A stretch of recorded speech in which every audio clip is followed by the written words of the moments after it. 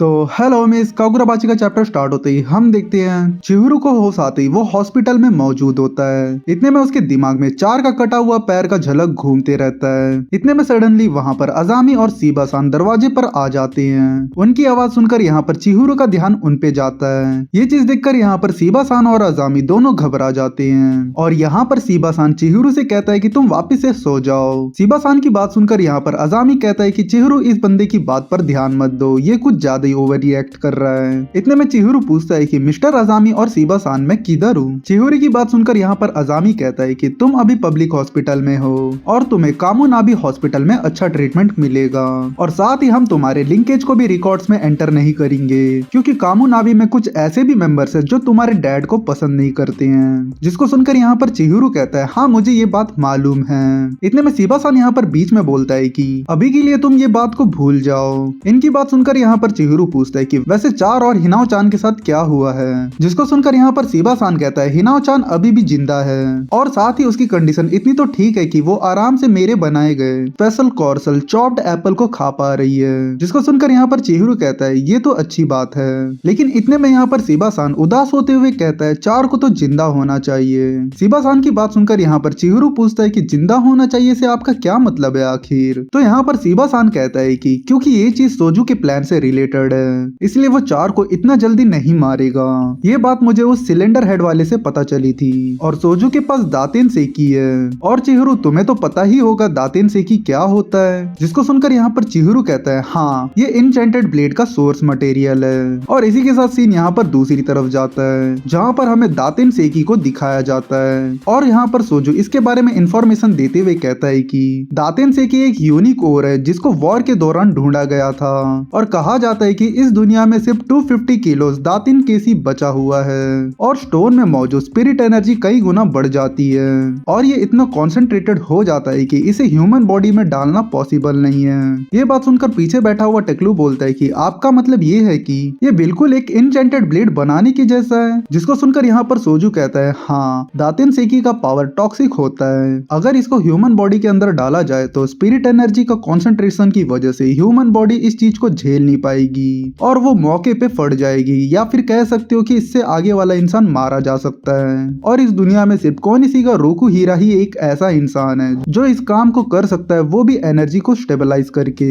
इतने में एक साइंटिस्ट सोजू से कहता है कि प्रिपरेशन कंप्लीट हो चुका है। जिसको सुनकर सोजू कहता है गुड चलो आज का पोषण को डाला जाए। इतने में सीन वापस से यहाँ पर चिहिरू की तरफ जाता है जहाँ पर चिहिरू कहता है कि उस एनर्जी को सिर्फ मेरे डैड स्टेबलाइज कर सकते हैं। जिसको सुनकर यहाँ पर सीबा-सान कहते हैं कि सोजू को लगता है कि कियोनागी क्लैन ही वो की है जिससे वो इस एनर्जी को स्टेबलाइज कर सकता है, इसलिए वो दातेन केसी को यूज कर रहा है ताकि वो चार को एक न्यू वेपन में बदल सके। ये बात सुनकर यहाँ पर चिहिरू पूछता है कि यूज से आपका क्या मतलब है। तो इसी के साथ सीन वापस से यहाँ पर शिफ्ट होता है और चार की तरफ जाता है जहाँ पर चार को एक जेल के अंदर रखा गया होता है, वो भी खाना पानी के साथ। इतने में कुछ सर्जन्स आते हैं और चार को उठाकर एक सर्जरी रूम में लेकर जाते हैं जहाँ पर वो सर्जन्स कहते हैं कि हमें इसका बैक चाहिए तो चलो जल्दी से इसके कपड़े उतारो, हमें इसके ट्रेपेजियम के 4 मसल चाहिए और साथ ही इंफ्राफाइनेटस का 4 मसल भी निकालो। इतने में यहाँ पर दूसरा सर्जन कहता है कि गैस्ट्रोन्यूमस के 2 मसल और साथ ही पैटलर लिगामेंट भी निकाल लो। ये चीज सुनकर यहाँ पर सोजू कहता है जल्दी से काम चालू करो। सोजू कितना बोलते ही वो लोग सर्जरी करके पार्ट्स निकालना चालू कर देते हैं। दूसरी तरफ चिहिरू ये सब चीजों को सोचकर ट्रॉमेटाइज हो जाता है और सीन वापस से यहाँ पर सर्जन्स की तरफ आता है जहाँ पर जैसे उनका काम खत्म हो जाता है वो लोग वापस से चार को जेल के अंदर रख देते हैं। और दूसरी तरफ ये लोग एक्सपेरिमेंट करते रहते हैं जहाँ पर टेक्लू बोलता है कि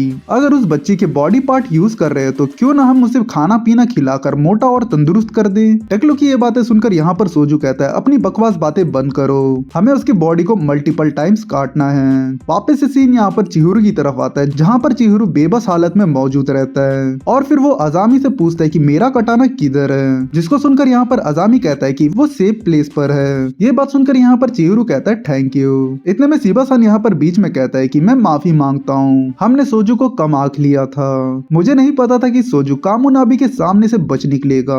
इतने में यहाँ पर अजामी चिहिरू के सामने कामुनाबी से रिलेटेड कुछ बोलने ही वाला होता है जिसको देखकर यहाँ पर सीबा-सान कहता है रुक जाओ, वो अभी अभी उठा है, उसे अभी परेशान मत करो ये सब सुनाकर। इनकी बातें सुनकर यहाँ पर चिहिरू कहता है मैं बिल्कुल ठीक हूँ, प्लीज मुझे बताइए आखिर क्या बात है। जिसको सुनकर यहाँ पर अजामी कहता है कि अभी तक जो कुछ भी हुआ है उसके बाद हम लोग सोच रहे हैं कि हमारे कामू नाबी के मेंबर्स मिलके सोजू को हराने का प्लान बना रहे हैं। इसलिए हम जल्दी से काउंटर क्लाउड गूगर स्पेशल फोर्स बना रहे हैं जिसमें एलाइट लोग होंगे। और वैसे भी तुम्हें पता है चिहिरू, तुम्हारे अलावा एन्चेंटेड ब्लेड को कोई अच्छे से नहीं जानता है। इसलिए हम लोग ऑपरेशन को आगे बढ़ाने के लिए मैं चाहता हूँ कि तुम उनसे मिलो। इतने में अजामी आगे कहता है कि मैं समझ सकता हूँ कि तुम थोड़ा हेसिटेट कर रहे होगे, लेकिन मुझ पर ट्रस्ट करो। अजामी की बात सुनकर यहाँ पर सीबा सान कहता है कि ये सब ठीक है, वैसे भी ये लोग सब अजामी के लिए काम कर रहे हैं, इसलिए वो लोग सब अच्छे क्रू वाले ही होंगे। इनकी बातें सुनकर यहाँ पर चिहिरू हाँ कर देता है। इतने में हमें यहाँ पर स्पेशल फोर्स मेंबर्स को दिखाया जाता है जो कि 5 लोग होते हैं। देखो भाई लोग, यहाँ पर नाम तो नहीं बताया, लेकिन मैं गूगल करके नाम निकलवा के लेके आया हूँ। जहाँ पर हम देख पाते वो 5 मेंबर यहाँ पर हॉस्पिटल में घूम रहे होते हैं। तो हम लोग देख पाते वो 5 मेंबर यहाँ पर चिहिरू के सामने बैठे होते हैं। उनको देखकर यहाँ पर अजामी कहता है मुझे पता है ये कुछ ज्यादा लोग हैं। जिसको सुनकर यहाँ पर चिहिरू कहता है कोई बात नहीं। इनकी बातें सुनकर यहाँ पर इकोटो कहता है कि ठीक है अब चलो काम की बात चालू करते हैं। तो यहाँ पर इकोटो कहता है कि हमने उस डामुरा के अड्डे को चेक किया, लेकिन वो एरिया खाली निकला था, इसलिए हम लोग चाहते हैं कि वापस से हम लोग न्यू सर्च चालू करें। जैसे ही हमको उनका बेस मिल जाएगा वैसे ही हम लोग निकल जाएंगे। निकलने से पहले हमें तुमसे थोड़ा बहुत इन्फॉर्मेशन चाहिए होगा ताकि हम स्ट्रेटेजी बना सके।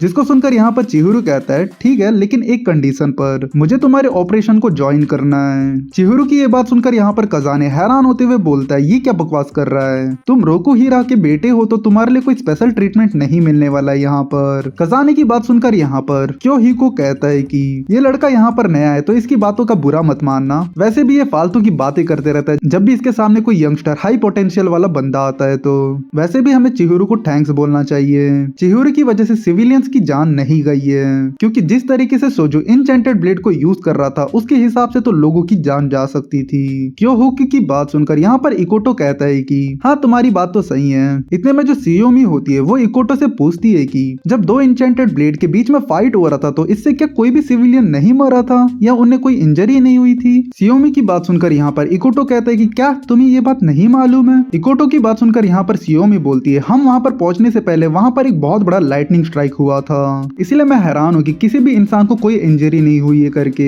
इनकी बातें सुनकर यहाँ पर चिहिरू कहता है क्योंकि मैंने अपने इनचेंटेड ब्लेड को यूज करके उस लाइटनिंग को एब्जॉर्ब कर लिया था। ये बात सुनकर यहाँ पर हजामी कहता है कि अच्छा तुमने सिविलियंस की जान बचाने के लिए अपनी जान जोखिम पर डाल दी थी, आखिर तुम कितने गर्म खून वाले लड़के हो। ये बात सुनकर यहाँ पर चिहिरू कहता है कि मैं अपनी जान जोखिम में नहीं डाल रहा था, बस मुझे इतना मालूम है कि सोजू अभी तक उस स्वॉर्ड को अच्छे से चलाना नहीं सीखा है, इसलिए मैं ये चीज को कर पाया उसके सामने। ये बात सुनकर यहाँ पर हजामी कहता है कि तुम कितने कूल हो। इतने में यहाँ पर सीबा सान कहता है कि वैसे चिहिरू तुम्हें बहुत ज्यादा सीरियस वुंड्स लगे हुए हैं और तुम्हारे लेफ्ट हाथ की हालत खराब हो चुकी है अभी, तो तुम 1 महीने तक कुछ नहीं कर पाओगे, इसलिए तुम अभी छोड़ दो इस चीज को।